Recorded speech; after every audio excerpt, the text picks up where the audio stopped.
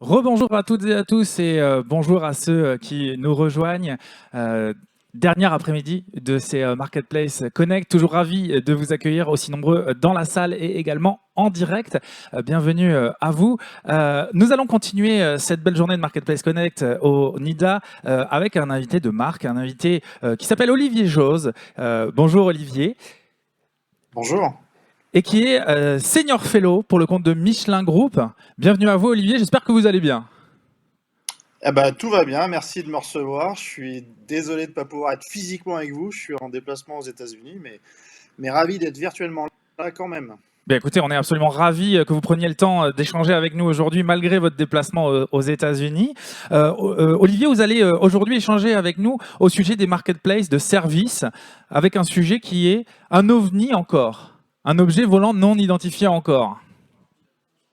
Tout à fait. Je vais vous présenter une incubation qu'on fait justement aux États-Unis. C'est pour ça que j'y suis en ce moment, sur une marketplace de services que je vais vous présenter. Donc, c'est une incubation, mais je vais essayer de vous raconter son histoire par les questionnements par lesquels on est passé, de façon la plus transparente possible, et je répondrai aux questions s'il y en a avec plaisir.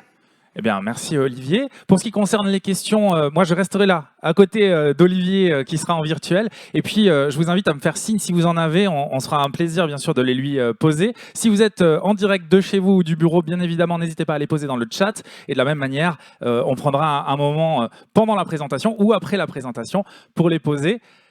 40 minutes top chrono. Olivier, c'est à vous. Et là, c'est parti. Donc, sur le slide suivant, je vous présente un petit peu quand même le groupe Michelin.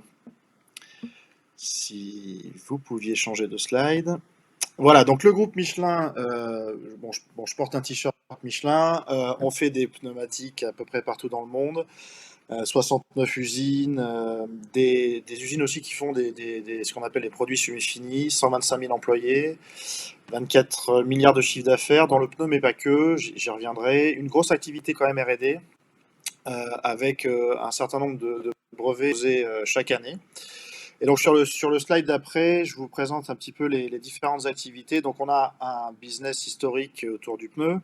On couvre à peu près tous les segments de marché, automobile, donc le transport avec camions et bus, ce qu'on appelle les lignes de spécialité, agro, génie civil, deux roues, avions par exemple.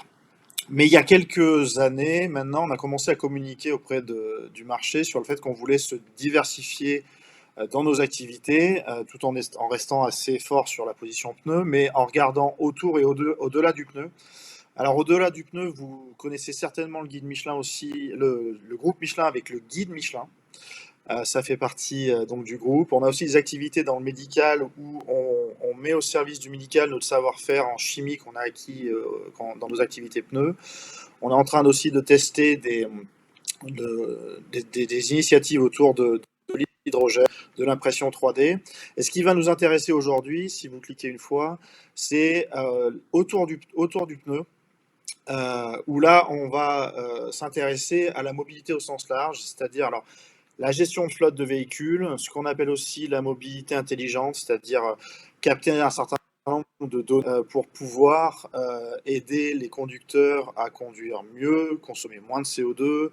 On va toucher aussi à la notion de sécurité en essayant d'identifier les zones dangereuses ou les virages dangereux. Et ce qui va nous intéresser aujourd'hui, c'est le dernier point, c'est-à-dire la plateforme de services connectés, incubation que je vais essayer de vous raconter. Donc si vous passez au suivant, encore une fois. Donc nous sommes aux États-Unis sur un marché pneus donc pour les poids lourds, les gros poids lourds classe 7 et 8 aux États-Unis, où notre cœur historique c'est bien sûr le pneu, où on a une position assez dominante, à peu près une part de marché de 30%. Alors, aussi proche de notre cœur que peut être le pneu, on n'est quand même pas naïf et on sait que ça n'est qu'une pièce détachée comme une autre. La seule différence, c'est qu'elle touche la route, mais il y a plein d'autres pièces détachées et les services qui vont avec. Donc, le marché de la maintenance des poids lourds aux États-Unis est un marché qui est significativement plus grand que celui du pneu. Et si vous cliquez une fois, la deuxième raison pour laquelle on a souhaité investiguer ce marché de la maintenance, c'est que le groupe, historiquement, même si on peut avoir un lien avec les consommateurs, on est quand même une société dite B2B. Donc nos clients sont des professionnels. On a tendance à vendre nos pneumatiques, nos produits à des revendeurs, des dealers, des garages, etc. Et ce sont eux qui ont la relation avec le client final, qu'à la flotte. Donc on a souhaité changer le positionnement du groupe Michelin sur ce marché de la maintenance et en se mettant à l'intermédiaire. Donc si vous cliquez une fois, donc on s'est dit, bon, recliquer, on a des acheteurs qui sont les flottes, qui ont besoin de faire des services de maintenance sur le véhicule. On a des vendeurs qui sont les gens qui fournissent ces services qu'on appelle des service providers, au garage en français. Et on s'est posé la question, bon, quel est le meilleur moyen de se mettre en intermédiaire pour faciliter cette transaction? Ce que je voudrais dire, c'est que le monde, alors c'est vrai pour la voiture, mais c'est encore plus vrai pour les poids lourds, le monde du garage, des service providers et de la maintenance en général est quand même c'est pas un monde archaïque, mais c'est un monde qui n'a pas complètement fait sa révolution digitale. Il y a beaucoup d'interactions aujourd'hui qui sont au téléphone de gré à gré, et on a souhaité donc se mettre au milieu. Donc si vous cliquez une fois, on a réfléchi, on s'est dit, bon, on est autour de la maintenance de service, on se positionne en intermédiaire, donc intermédiaire marketplace, et marketplace, donc de services et pas de produits. Alors on pourrait se poser la question, pourquoi Michelin n'a pas démarré par une marketplace de produits? Alors il y a plusieurs raisons. La première, c'est que la révolution marketplace produit pour les industriels, les fabricants, c'est pas si intuitif que ça. Disons qu'il y a plein de freins. On peut craindre la réaction de nos revendeurs, puisque l'idée de faire une marketplace produit, ça serait au nom de Michelin d'avoir une place de marché sur laquelle on viendra acheter tout type de pneus, les nôtres et ceux de nos concurrents. Et c'est quand même une activité qu'on fait aujourd'hui à travers nos revendeurs, donc une crainte d'une réaction des revendeurs. Et puis se mettre à vendre les pneumatiques de nos concurrents, c'est pas quelque chose de complètement intuitif. Donc on s'est dit, bon, marketplace de produits peut-être plus tard, marketplace de services, pas ces problèmes-là, on ne fournit pas de services, donc ça ne vient pas en concurrence avec nos canaux de vente et de distribution habituels. Et puis, comme vous allez le voir, si vous cliquez, la bonne nouvelle, en tout cas pour nous, c'est qu'il y a plein de problèmes à régler. Donc si vous recliquez, si on se place du flotte. Donc, on vise un segment, on va dire petite et moyenne flotte. On n'est pas sur des flottes type UPS, FedEx avec des dizaines de milliers de véhicules. On est plutôt sur des flottes entre 0 et 50 véhicules. Pour ces acteurs-là, quand ils ne sont pas autour de leur base, parce qu'aux États-Unis, ils font toujours des grandes distances, c'est très difficile pour eux de trouver un service provider. D'autant plus qu'ils sont petits. Donc, ils ne peuvent pas arriver en disant « Moi, je suis la flotte FedEx, est-ce que vous pouvez me faire ce service-là » Donc, ils ont du mal à trouver des service providers, et quand ils en trouvent, ils ne les connaissent pas, puisqu'ils sont loin de chez eux. Donc, il y a une notion on va dire, de confiance qui n'est pas là. Un peu comme nous, quand consommateurs, on amène notre voiture chez un garagiste qu'on ne connaît pas, on a toujours le sentiment qu'on va repartir avec une addition un peu plus lourde que prévu. Et ça joue beaucoup sur ces petites flottes qui ont quand même des coûts d'opération élevés. Autre problème qu'ils ont, c'est justement en parlant de prix, ce que je viens de dire sur les garagistes voitures, c'est la même chose pour les poids lourds. On ne sait jamais pour combien on va en ressortir. Et ils ont été beaucoup à nous demander, est-ce que vous pourriez nous communiquer les prix avant la réalisation du service? Et puis dernier point, pour ces petites flottes, qui ne sont pas donc des grosses sociétés B2B, le paiement en ligne avec une carte bleue les intéresse. Donc des problèmes à régler côté flotte. Et si vous cliquez, côté service provider, ils ont aussi des problèmes. Alors le problème, on a été très très surpris, plus de la moitié des service providers, notamment les plus petits, n'ont pas du tout de système pour gérer leurs ateliers. Donc quand je vous dis qu'ils sont loin d'avoir fait leur révolution digitale, ils sont vraiment... Comme ils servent donc les grandes flottes, en général ils sont payés en temps et en heure, les petites et moyennes flottes, ils passent beaucoup de temps et d'énergie à courir après le règlement de leurs factures. Ils ont le phénomène des no-show, comme dans la restauration ou le domaine médical.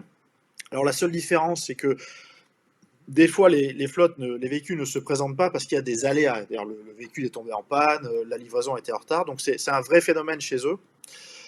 Et puis certains nous ont dit, comme on a du mal à être digital, on n'a pas de présence digitale, peut-être qu'une initiative comme la vôtre pour finalement à avoir cette présence digitale. Et via un canal comme le vôtre, on pourrait avoir plus de business finalement, donc croître mon business. Donc, plein de bonnes nouvelles pour nous, pas forcément pour ces acteurs parce ils sont en difficulté sur ces points-là.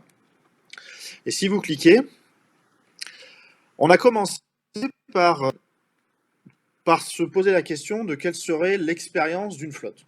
Donc l'expérience d'une flotte, finalement, on en est dans le monde de la maintenance. J'ai un service à faire. Donc on a imaginé une expérience où on commence par dire, voilà, je choisis le service que je veux faire. Je vais indiquer le véhicule que je veux amener chez le service provider. Et puis je vais préciser où je voudrais faire ce service et à quelle date.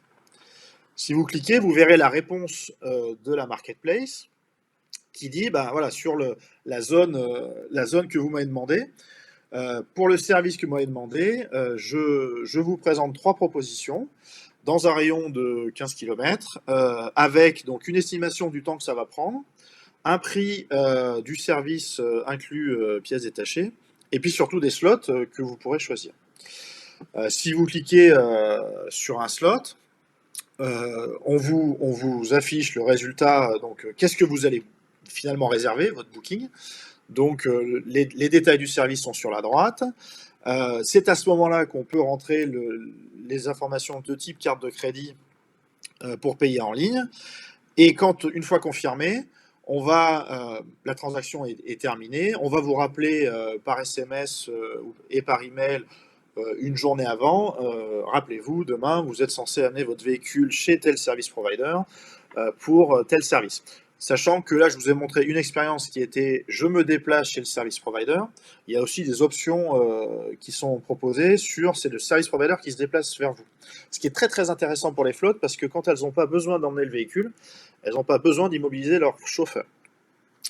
Donc une expérience utilisateur plutôt simple. Alors on peut toujours, les goûts et les couleurs ça se discute, mais on a eu plutôt un bon feedback sur la facilité d'utilisation et c'était critique parce que sur ces petites flottes, rendez-vous compte, il y a 250 000 sociétés, on va dire auto-entrepreneurs, où il y a un camion, un employé qui est à la fois le président, le chauffeur, le comptable, etc., etc. Donc pour ces gens-là, le plus simple, le gain de temps est extrêmement important.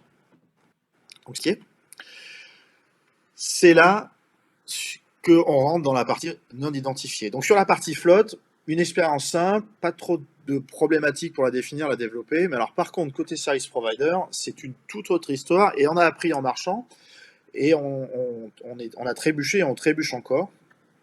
Donc on a commencé, si vous cliquez, sur un premier, on va dire, service ultra simple. Le contrôle technique en France, qui aux États-Unis s'appelle le Department of Transport Inspection. Donc c'est une réglementation de façon annuelle. Les poids lourds, les remorques doivent être inspectés pour vérifier le bon état d'un certain nombre de points sur le véhicule. Et si vous cliquez, cette première expérience s'est plutôt bien passée. C'est facile à modéliser. On ne parle que de travail en fait. Il n'y a pas de pièces détachées puisque l'inspecteur fait le tour du véhicule. Comme il n'y a que du travail et que c'est un type de service bien spécial, pas de taxes, alors on va se faire du bien en étant français. On se plaint souvent que la France est un pays compliqué. Je peux vous assurer que les taxes aux États-Unis, c'est copieux. C'est des taxes fédérales, des taxes au niveau des États, au niveau des cantons, en fonction de là où vous commandez et en fonction de là où vous faites réaliser les différentes taxes s'appliquent sur les pièces détachées. Enfin, c'est un cauchemar. Donc là, bonne nouvelle, on n'en avait pas. En fonction du type de véhicule, la durée est fixe. Donc très bonne nouvelle, puisque à modéliser, il suffit de dire on vous donne le type de véhicule et vous multipliez la durée par le labor et vous avez le prix. Donc c'est un service qui est facilement pricé par nos service providers. Ils n'ont aucune difficulté, aucune appréhension pour pricer ce type d'offre. En effet, on a booké des centaines d'inspections d'IoT assez facilement. Alors, fort de ce succès, si vous cliquez, on s'est dit, on va commencer un petit peu à complexifier notre affaire et on s'est dit, on va changer des essuie-glaces. Alors si vous cliquez, les essuie-glaces, première expérience avec une pièce détachée. Donc le service, c'est bien un changement d'essuie-glace, mais qui contient une pièce détachée qui s'appelle l'essuie-glace et qui vient en général par deux. Donc on s'en est sorti parce que finalement, il y a un critère majeur, il y a deux critères majeurs qui affectent le prix, la taille de l'essuie-glace et le niveau de qualité. C'est-à-dire on a modélisé deux niveaux de qualité, standard versus premium. Et on avait étudié un peu le marché et on s'est rendu compte que la variabilité sur une taille au sein d'un niveau de qualité est assez faible. Donc on a réussi à modéliser et on a réussi à faire créer l'offre par nos service providers sur les essuie-glaces. Alors petite anecdote, en juillet dernier, il y a eu un ouragan du côté de la Floride aux États-Unis. Alors on l'a fait, mais on a failli lancer une vague de promotion un peu opportuniste sur l'ouragan arrive. C'est peut-être le moment pour ceux qui sont pas dans la zone de l'ouragan mais autour d'avoir des essuie-glaces neufs en parfait état de marche. Comme on avait à peu près tous nos service providers qui étaient capables de pricer cette offre-là. Alors on l'a pas fait. On a failli faire cette offre opportuniste. Donc ça a plutôt fonctionné. Et si vous cliquez, on a eu des problèmes sur la vidange, le changement d'huile. On s'est craché. On s'est craché et je vais vous expliquer pourquoi. Avec la vidange vient des pièces détachées qui sont l'huile, alors ça c'est inconsommable, et des filtres. Le problème des camions, c'est qu'en fonction de la classe, du modèle et de l'année, le nombre de filtres à huile varie de 1 à 3. Et pour tout arrêter, au sein d'un modèle de filtre, la variabilité de prix entre les marques allait du simple au double. Donc quand on a demandé, alors l'huile, on s'en est à peu près sorti en disant on a 3 niveaux d'huile, synthétique, blended et standard, et on les faisait pricer par quart de gallon. Donc quel est en gros le prix au litre. Alors là, les service providers nous ont dit ok, sur l'huile, ça va parce qu'il n'y a pas trop, les réservoirs d'huile des camions on s'en sortira, on arrivera à s'y retrouver. Par contre, l'écart de prix et le nombre de filtres fait qu'ils nous ont dit, nous, on ne sait pas pricer la vidange. Or, la vidange, c'est quand même le service de maintenance type light mechanical qui est le plus demandé et le plus cher. Et donc, on n'a pas réussi à mettre en position ce type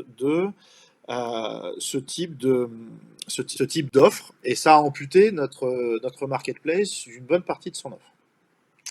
Donc si vous cliquez, ce qu'on est en train de se raconter là, c'est que ce qu'on appelle la phase d'onboarding dans une marketplace, c'est-à-dire moi, vendeur, je viens jouer dans votre écosystème d'une marketplace et je viens déclarer quels sont les produits ou services que je mets à disposition, l'offre, les prix que je mets à disposition, c'est un élément clé. Et il faudrait revenir, pardon. Et en ce qui concerne l'onboarding, dans le monde du service, je reviendrai sur les différents produits-services juste après, mais sur le monde du service, il y a un élément clé entre la complexité du catalogue et la facilité d'onboarding.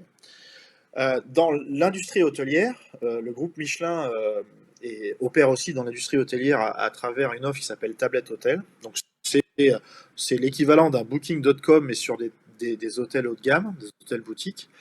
Le catalogue de services est assez standardisé. C'est je réserve une chambre avec les services qui sont associés. Donc l'offre de service est simple, l'onboarding est relativement simple. Là, dans notre cas, on a été face à un problème qui est finalement notre catalogue de services était à la fois trop complexe, et donc je vous ferai voir l'expérience d'onboarding après. L'expérience d'onboarding était compliquée, mais à la fois pas assez complexe pour permettre aux vendeurs d'être confortables pour fournir un prix pour ces offres. Et donc, si effectivement on va cliquer, ça c'est l'expérience d'onboarding d'un service provider. Il commence par nous donner l'adresse de son atelier. Si vous cliquez, ensuite on lui demande ses horaires d'ouverture. Donc là, il faut qu'il les définisse par heure, etc. Si vous cliquez, il va venir définir quels sont les services. Donc vous voyez le DOT Inspection dont je vous ai parlé et les wipers qui sont en bas, et puis vous voyez la vidange, vous voyez un certain nombre de... Et donc pour chacun, si vous cliquez, pour chacun des services, vous devez venir nous dire, en tant qu'opérateur de marketplace, finalement, mon taux horaire pour ce service, voilà, c'est 170 $. L'huile, c'est 50 $ au quart de gallon, que je ne sais pas traduire en litres, etc., etc. Et donc, on s'est vraiment trouvé, et si vous recliquez encore une fois, l'onboarding est encore plus compliqué parce que dans le cas de la vidange, vous savez qu'ils doivent récupérer l'huile usagée pour la retraiter. Donc ils fournissent du matériel. Donc il y a un certain nombre de charges additionnelles qui s'appliquent à la vidange. Donc pour être opérationnel pour un service provider, ça prenait plusieurs jours pour être capable de bien comprendre quels étaient les services, de bien comprendre comment les pricer, et puis dans certains cas, n'être pas stable pour les pricer. Parce que sur le service de vidange dont je parle, le parti pris qu'on a eu, c'est de dire on ne peut pas faire un devis ultra détaillé. Donc on va définir des critères de pricing, donc le type d'huile, le prix au litre, les filtres, etc. Mais comme on n'a pas un pricing extrêmement précis et qu'on est nouveau sur le marché, on n'a pas pu venir vers nos services providers en disant écoutez, on sait que le catalogue de services, il ne permet pas de pricer au dollar près.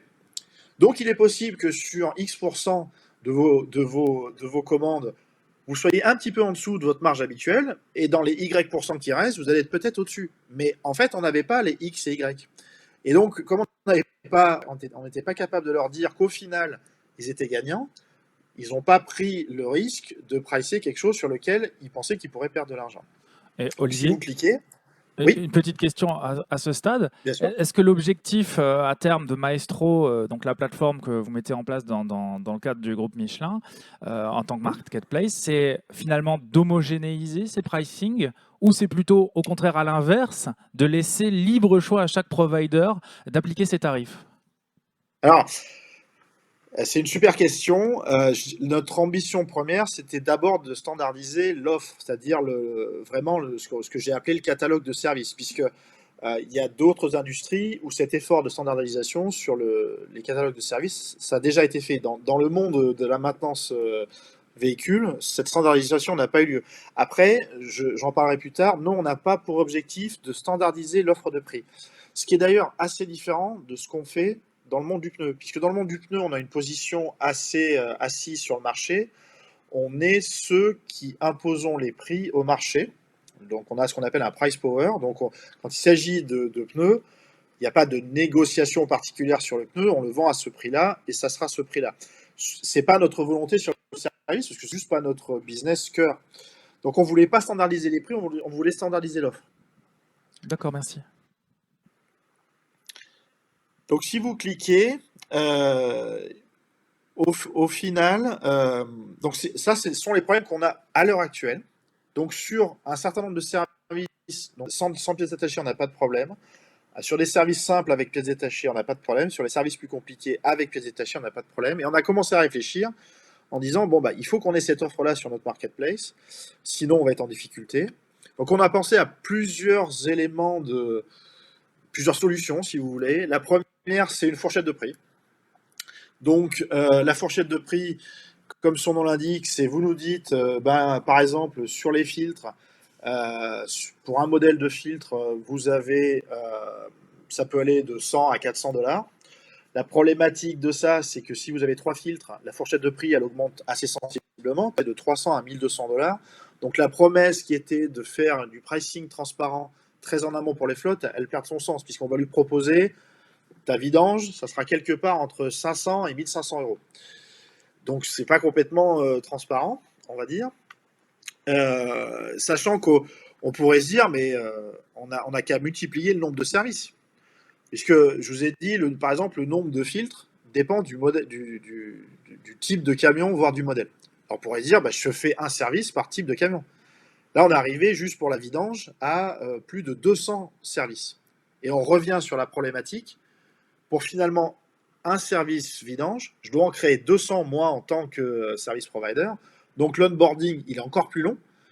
Et ces gens-là sont déjà extrêmement occupés. Donc ils n'ont pas forcément le temps de passer 3 jours à définir les prix dans la marketplace. L'autre solution qu'on a regardée, mais qu'on ne sait pas si on peut le faire, c'est d'ailleurs le standard de l'industrie aujourd'hui, c'est quand vous allez dans votre garage, vous faites faire un devis. Et puis le devis vous va, c'est bien, le devis vous va pas, vous le négociez ou vous partez. Comment digitaliser dans une marketplace, c'est-à-dire que moi je trouve que c'est un peu antagoniste d'avoir un devis dans une approche marketplace. Donc l'idée, ça serait quand même d'avoir une capacité de devis digitalisé multipartie, puisque il faut bien qu'on demande à plusieurs service providers en même temps. Mais les mecs, ils vont pas pouvoir faire des devis à la demande dès qu'ils tombent, parce qu'ils sont pas toujours derrière leur écran. Donc avoir une espèce de machine à devis qu'on pourrait utiliser pour finalement proposer une estimation et dire à la flotte, bon, bah, ça c'est un devis, c'est ce que tu devrais payer. Il y aura peut-être des surprises, mais tu devrais être dans cette tranche-là. On a une Donc, question. pour être honnête, tout ça. Pardon Oui. Olivier, excusez-moi de vous couper. On a une question dans le chat de Sabrina qui nous demande 200 types de vidange, 2 points, 200 variants du même service, donc disponibles sur le site. Non, alors on l'a pas fait, mais c'était bien ça, c'est 200 variantes du même service. Et on l'a pas fait parce que on savait très bien que nos service providers n'auraient pas le temps de créer l'offre. D'accord. Faut bien s'imaginer, moi j'ai visité beaucoup de service providers, alors c'est pas caricatural, hein, c'est vraiment leur vie, ils sont dans leur atelier avec les mains pleines de graisse, à travailler les mains dans le cambouis, hein, et les dispatchers qui reçoivent les commandes, etc., ils sont généralement au fond du dépôt, à passer leur temps à regarder s'ils ont assez de pièces détachées, d'huile, etc. Donc on a déjà eu beaucoup de mal à leur faire créer une dizaine de services par magasin, en fait, par atelier. Donc la solution qu'on avait imaginé de se dire, bon, bah, pour une vidange, j'ai 200 variantes pour m'adapter au nombre de filtres et à la marque, etc., c'est juste pas possible. Ça n'aurait pas fonctionné. Donc il faudrait qu'on soit capable de se lier avec on va dire des Oscaro.com en France, l'équivalent aux États-Unis, pour avoir le prix des pièces détachées et faciliter l'onboarding, mais c'est un travail beaucoup plus long. Donc on l'a pas fait. J'espère que j'ai répondu. Oui, je pense. Donc le slide d'après. Alors en imaginant que tout ça n'est pas un problème, ce qui est quand même une grosse hypothèse, si vous passez au slide suivant, finalement, quand on se pose la question, c'est quoi qu'on vend sur une marketplace de services? Marketplace de produits, c'est assez simple, hein, je vends mon produit et éventuellement une capacité logistique avec. Si vous cliquez sur une marketplace de services, on vend, sur le slide suivant, voilà, on vend des slots, on vend du temps et on vient consommer une ressource chez un service provider. C'est ça qu'on vend. Alors on vend ça et on vend les pièces détachées qui vont avec. Mais le premier truc qu'on vend, c'est la disponibilité d'un service provider pour faire ce service-là. Donc si vous cliquez, ce que je viens de dire dans le monde du produit, alors je ne vais pas vous dire que c'est simple, hein, mais c'est un peu plus simple quand même. Votre inventaire, ce sont vos produits, hein, donc SKU, description, prix, dimension, je caricature. Donc vous mettez votre inventaire, vous l'uploadez, là je vous ai mis l'interface de Miracle qu'on utilise, vous uploadez votre inventaire, vous uploadez votre niveau de stock par site de stockage, vous définissez vos prix, éventuellement vos promotions, et j'allais dire, c'est presque fait, quoi. Si vous cliquez dans le monde du service, c'est beaucoup plus compliqué. Pourquoi? Parce que votre inventaire, ce sont vos slots. Et un slot, c'est quoi? C'est de la ressource, c'est-à-dire une baie de montage, hein, c'est-à-dire une baie dans laquelle un camion va arriver. C'est un technicien. Ou c'est un service provider qui se déplace. Ce que je disais tout à l'heure, les flottes apprécient particulièrement le fait qu'un service provider se déplace chez eux. Ils profitent du fait que leurs véhicules sont à l'arrêt pour faire faire leur maintenance. Ce que je vous ai dit c'est qu'à la différence du monde de l'hôtellerie, où des acteurs comme Expedia, Amadeus et d'autres sont là depuis une vingtaine d'années, ont déjà standardisé toutes les transactions, donc une réservation, une annulation, une modification, un remboursement. Tout ça, il y a déjà des acteurs qui sont là pour le standardiser. Et en plus, les hôtels maintenant ont quand même un système pour gérer leurs chambres et leurs réservations. Ça n'existe pas encore ou de façon très limitée, très parcellaire sur le monde de la maintenance et spécialement pour les poids lourds. Donc on n'a pas d'intégration on n'a pas d'acteurs pour s'intégrer avec les systèmes des points de vente et il y a des ventes qui n'ont pas de système. Donc comme ça, tout va bien. Moi, j'ai vu des garages aux États-Unis, leur planning, c'est des post-it au mur, quoi. Donc la digitalisation de ça, c'est quand même un peu compliqué. Et puis la problématique du booking, elle reste compliquée. Donc je ne vais pas vous mentir, nous on a pris des hypothèses ultra simples pour commencer, sinon je pense qu'on y sera encore. Une adresse, une baie, un technicien. On peut difficilement faire plus simple, mais si on devait aller plus loin dans cette gestion-là, on sait déjà que le booking, ça va devenir compliqué. Donc si vous cliquez une fois, en imaginant que le booking, ça ne soit pas un problème, même si c'en est un aujourd'hui, si vous cliquez, on s'est posé beaucoup de questions. Là, je reviens sur la première question. Est-ce qu'on impose les prix ou pas? Donc, quand on est dans un monde marketplace, et là, je ne suis pas convaincu qu'il y ait une différence entre produits et services, vous avez grosso modo deux modèles possibles. Le modèle du haut qui s'appelle dropship et le modèle du bas qui s'appelle marketplace. Le modèle du haut, c'est la question qui m'a été posée, c'est vous, opérateur de marketplace, vous négociez avec vos fournisseurs, vos vendeurs, le prix des services. Donc, une vidange, c'est 80. Et vous mettez en vente ce service-là à 100. Donc, quand la flotte vient acheter votre service, il vous paye 100. L'argent transite dans les comptes de l'opérateur de la marketplace, donc la banque Michelin, enfin la banque de Michelin. Michelin achète une prestation de service au prix négocié auprès du service provider, donc il l'achète 80. Soit au moment de la commande, soit à l'exécution, confirmation que le service a été fait, on va payer le service provider 80 et on va donc garder la différence, la marge qui est de 20 dans l'exemple que je donne. Ça, c'est du dropship. Petit problème du dropship qu'on a découvert, c'est que ça nécessite une licence d'opérateur de marketplace. Or, nous étions en incubation et l'obtention de ce type de licence n'est pas forcément rapide. Et puis comme on n'était pas encore sûr, on n'est toujours pas d'ailleurs, que c'est un marché dans lequel on va pouvoir générer le trafic et la masse dont on a besoin, aller faire cette demande, c'était nous ralentir au départ. Donc on a choisi le deuxième modèle, et donc on ne fixe pas les prix. Alors il faudrait juste revenir à un slide, pardon, voilà, merci. Où on est sur un modèle de commission, donc modèle marketplace.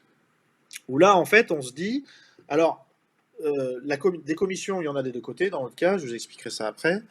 Au moment où on s'onboard sur la marketplace, le vendeur et l'acheteur sont conscients qu'il y a des fees qui s'appliquent.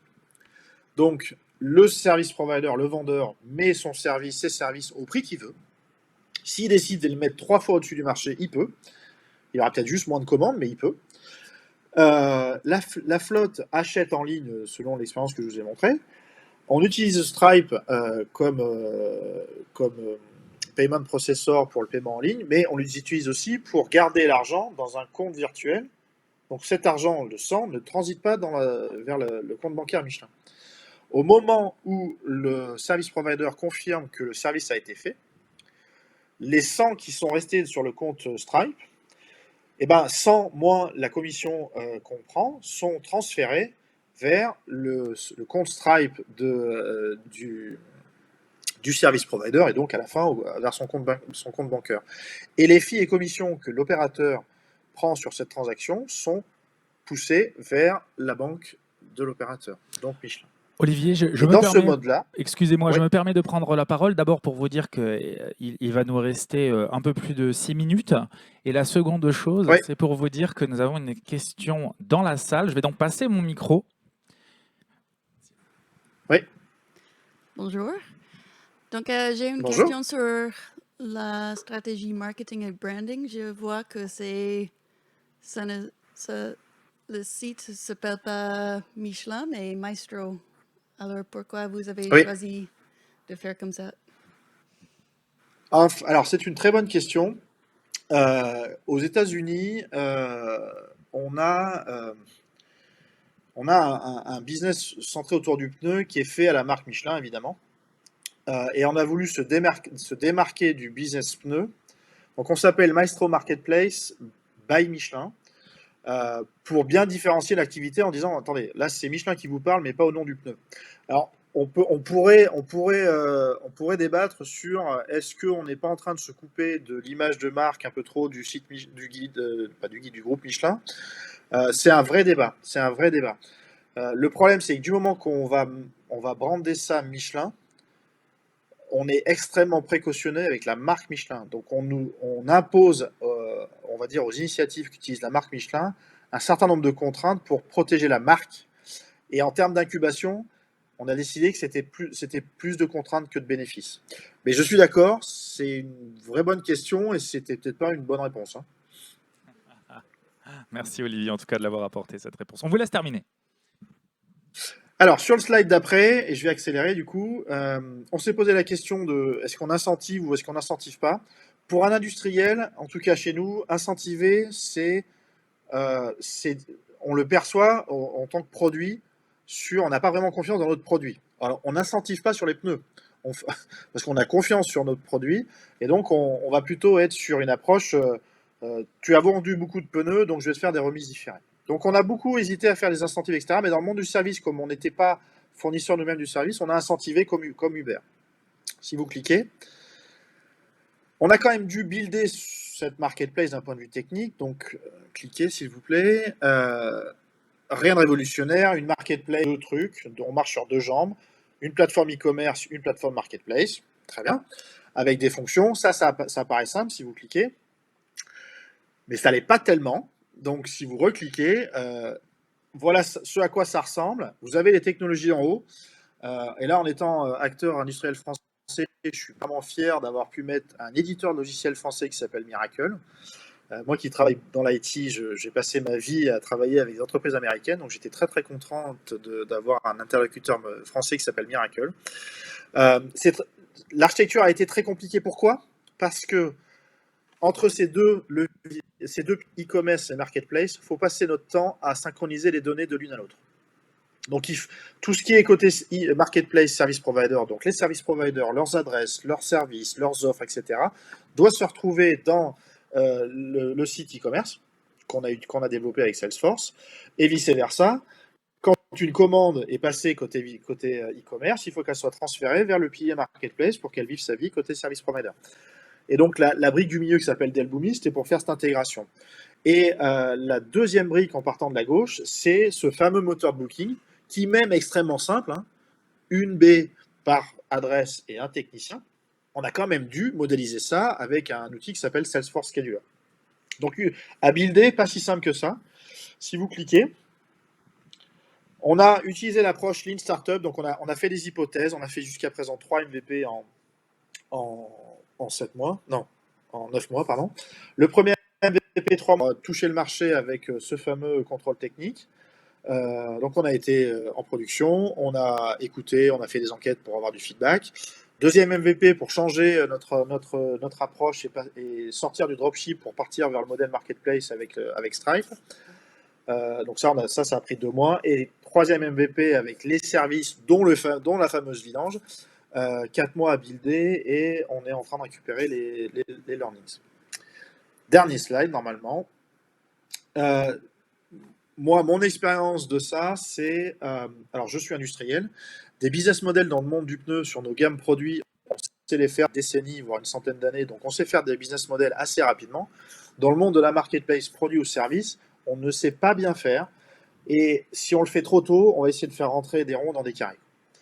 Donc, ne démarrez pas par faire un business model. On va forcément vous le demander, parce qu'il faut qu'on projette un ROI à 3, 4, 5 ans, mais essayez de lutter contre ça. Commencez plutôt par c'est quoi les problèmes que vous essayez de régler. Pas de problème, pas de chocolat. Essayez de... Nous, on s'est beaucoup posé des questions sur qui veut partager la valeur.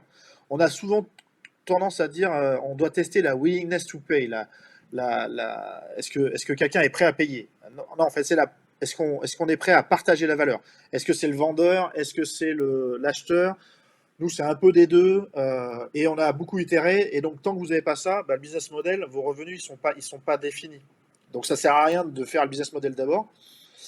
Et puis, je pense que vous avez compris, le catalogue, c'est un truc clé qu'on peut pas négliger. Et s'il est standardisé dans votre industrie, c'est super. S'il l'est pas, passez bien le temps à tester ce truc-là. Et je crois que j'en ai fini. Eh bien, Donc, merci beaucoup, Olivier. On n'aura malheureusement pas le temps pour plus de questions. J'imagine que on peut vous joindre peut-être sur les réseaux sociaux, notamment LinkedIn, peut-être si on a des questions supplémentaires. complètement, je suis très accessible. Je vous répondrai avec plaisir. Pas de problème. Eh bien, écoutez, on a été ravis que vous preniez le temps de partager avec nous aujourd'hui cette présentation et tous ces petits tips. C'était donc Olivier Joz, Senior Fellow pour Michelin Group. Olivier, bonne continuation aux États-Unis, bon déplacement. Merci à vous. Et au plaisir. À bientôt. Merci à tous d'avoir été Bonne si fin de attentifs. conférence. Oui, merci beaucoup. Bonne journée à vous. On se retrouve, voilà, on peut l'applaudir. On vous applaudit dans la salle, Olivier. Merci à tous. On se retrouve donc dans quelques instants avec une nouvelle conférence avec Aniel. On vous dit à tout de suite.